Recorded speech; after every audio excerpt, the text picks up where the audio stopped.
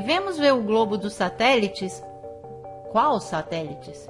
Aqueles descritos por uma caneta do escritor de fantasias Arthur Clarke, que o inventou em 1945. Sim, porque o satélite é um produto editorial e foi realizado somente 20 anos depois da NASA. Mas até hoje não temos imagens credíveis da construção de um só satélite, muito menos da estação espacial. Com todos os dados em mão, hoje deveriam existir em órbita cerca de 20 mil satélites, mas ninguém nunca registrou a presença de nenhum, ou mesmo uma possível colisão, ou queda, ou passagem enquanto se observa a Lua. Nunca visto, nem da Terra nem do espaço, escluindo as imagens elaboradas com computação gráfica. Buongiorno, questa è l'ultima foto del nostro cosiddetto satellite sull'Italia. Devemos acreditar que objetos similares podem resistir a uma temperatura da termosfera ou da exosfera até 2000 graus, mas o alumínio se funde a 660. Inaceitável.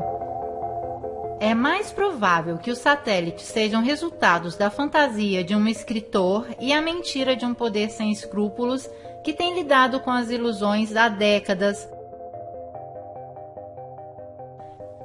Em um modelo de paradigma subvertido, talvez possamos ver cair essa selva invisível de satélites.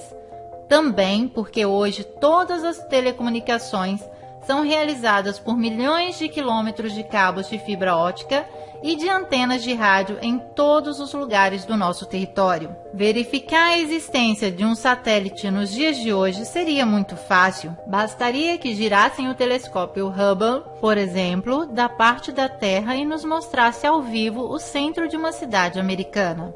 Não irão fazer jamais, não podem, porque teriam de colocá-lo em órbita, mas deveriam primeiro criar uma órbita em torno ao globo. Esta, de fato, está em discussão no modelo da Terra plana. Aqui, a Terra não é uma bola que nos contaram. Vejamos então o que é. Melhor, o que poderia ser, uma vez que estamos falando de modelo. Não queremos certamente abandonar o globo terrestre para abraçar a bola de cristal do vidente, mas nos obrigam a franquear a prudência dos detalhes, a coragem da visão. Também porque se cai a ideia do globo, cai também a lei da gravidade do maçom Newton e a evolução do maçom Darwin, que faz com que o homem se sinta um nada em deriva no espaço infinito. O próprio Darwin, indicado no Protocolo dos Sábios de Sião, como uma chave importante para enfraquecer os não-hebreus, programando seus cérebros à falsidade de que tudo é uma coincidência e que somos grãos de poeira sem importância. Agora voltemos para a Terra. Cada objeto que some no horizonte termina embaixo da curvatura terrestre. Isso é o que a ciência ortodoxa diz da boca do pai a uma criança que vê o mar pela primeira vez. Mas não é verdade.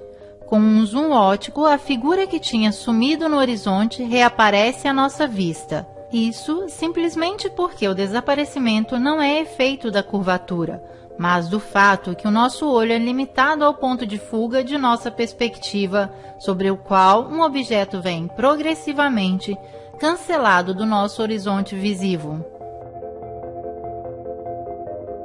Se a curvatura da Terra fosse, como dizem, de 8 polegadas por 1 milhão multiplicado pelo quadrado da distância, poderíamos calcular com essa tabela o tamanho da curvatura para cada distância percorrida. Por exemplo, uma distância de 190 km deveria ter uma curvatura de 2.800 metros.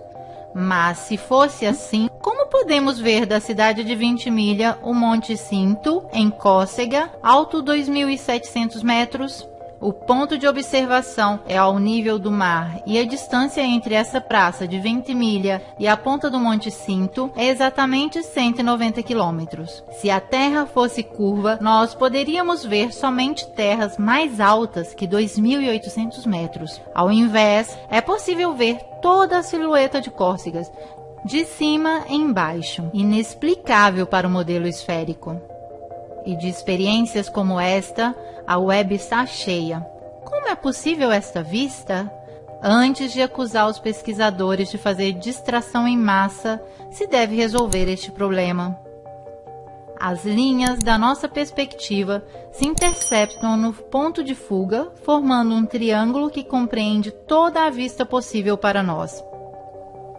Nós não vemos assim, mas assim. Ao longo do nosso horizonte visual, cada corpo desaparece como faz o Sol. Como fazem esses edifícios que se tornam pequenos e vão diminuindo de acordo que encontram com o nosso horizonte perspectivo, não certamente porque a Terra é esférica.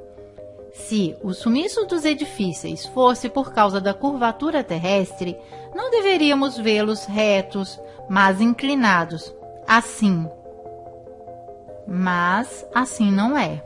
A curvatura, em realidade, não é observável, não é contemplada no mundo real. Os engenheiros da construção sabem muito bem disso. Tanto é que não a mencionam nunca nos cálculos das grandes obras. Um geômetra e engenheiro com mais de 30 anos de experiência publicou na revista Birmingham Weekly. Todas as nossas locomotivas são projetadas para funcionarem em cima daquilo que podemos considerar plano. Qualquer coisa que se aproxime de 8 polegadas por milhão e que aumente o quadrado da distância, nenhuma locomotiva jamais criada poderia funcionar. Ainda o engenheiro Winkler foi citado a propósito da curvatura na revista Earth Review, no qual afirmou: como engenheiro com longa experiência, me rendo conta que essa absurda tolerância existe somente nos livros escolásticos. Nenhum engenheiro jamais sonharia em calcular nada desse gênero. Já projetei milhares de ferrovias e canais e este fator não é levado nunca em consideração. Um pequeno canal navegável, digamos de 30 milhas, deveria, segundo a curvatura, ter uma tolerância de 600 pés. Por favor, não digam por aí que nós engenheiros somos assim tão estúpidos. Nada de similar vem calculado. Não nos preocupamos de calcular 600 pés de tolerância, tanto quanto pensamos de arredondar um quadrado. Queremos então constranger um engenheiro a curvar a superfície de um canal? E como poderiam? Vocês são capazes de imaginar qualquer bacia de água com a sua superfície curva? A água não tem uma superfície curva, grita o menino. Não se comporta assim, mas assim. Então, em correspondência com os oceanos, deverá existir imensas varreduras de água no mesmo nível. Ao menos ali a Terra deve ser plana. Mesmo assim, nos propõe o modelo contrário, o oceano curvo. Simplesmente improvável. A física natural da água é aquela de juntar e manter o próprio nível. Tanto é que a água, através da bolha, vem usada para nivelar construções.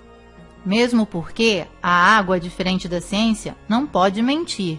Nos dizem que a curvatura dos mares são devido à gravidade. E toda essa força de gravidade que mantém os oceanos tempestuosos grudados não pode impedir uma pequena borboleta de fazer seu suave voo? Pura fantasia.